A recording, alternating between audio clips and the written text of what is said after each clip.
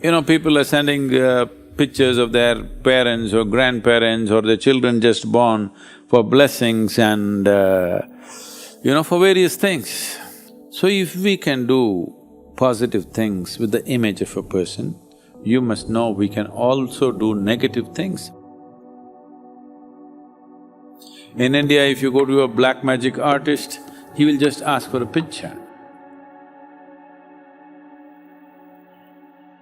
Because picture is certain geometry. If you understand the geometry of a person's picture, you can create a geometry which will freak him.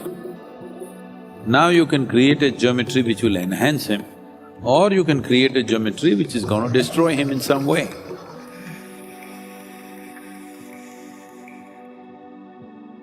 So, because of this, those cultures, wherever this is there, people don't want pictures to be taken. People who are in certain types of sadhana, even in India, many sadhus and sannyasis, they don't want that picture to be taken.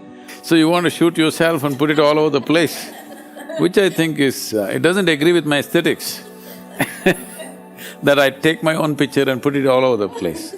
People took pictures and they want to put it because they value it for something, all right. Because an image has a geometry of its own. We could have actually demonstrated if we had an image here, or you try at home yourself. Just for example, I'm saying take a picture of me, a proper photo would be better, not a reprinted photo. It would be good, but even a book cover, just hold your Rudraksh, see how it goes. Download an image of some serial killer, I'm sure you are in touch with them on the internet. And check the Rudraksh, you see how it happens. It'll happen very differently. And if you bring certain image, folded, okay? Not my regular picture, there are certain pictures where I'm in a certain state when pictures have been taken. Folded picture, you don't know what is there. You create a few, what do you call them? Placebo pictures, all right? An empty page, something else, a grasshopper flying, a tree, this, that, everything. If you have been meditating for a certain point of time, mix them all up so that you can't see on the surface what it is. Touch each one of them, probably many who have been initiated by me will immediately recognize which is the picture. Simply if they touch it, they will know. Because just a two-dimensional or a flat surface of the picture has a geometry and a unique geometry, and it's exuding that. If somebody knows how to read this geometry, he can create geometry either to enhance you or to create trouble for you. So wherever such arts were popular, people said, I don't want my picture anywhere because I don't want to become vulnerable to somebody else.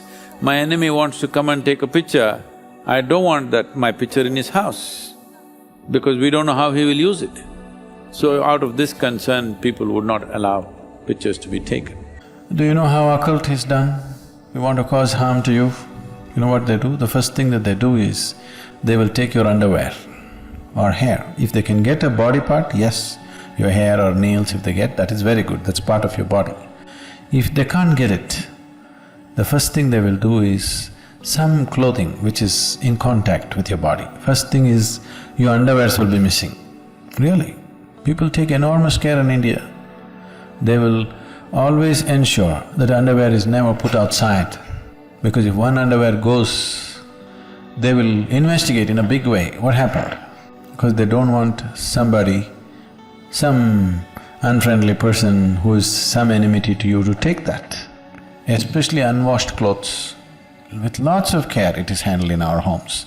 These days it's all going away because we're just giving away to the dhobi or, the washerman who takes it and all. Otherwise, traditionally in our homes, it is so taken care of. It is all put in a closed basket. Somebody who knows inside the house it must be washed, it should never be taken out. Because if they can take a body part, like hair or this thing, then there's different. But just this clothing itself, they can do things to you because it carries a certain amount of your thing. So even when a person dies, the same is true, and that can crackle up a little bit. If a certain kind of energy is on, that aspect can crackle up. There have been instances where, somebody dies and actually things moving around, especially things that they intimately used, those things just moving around here and there by themselves.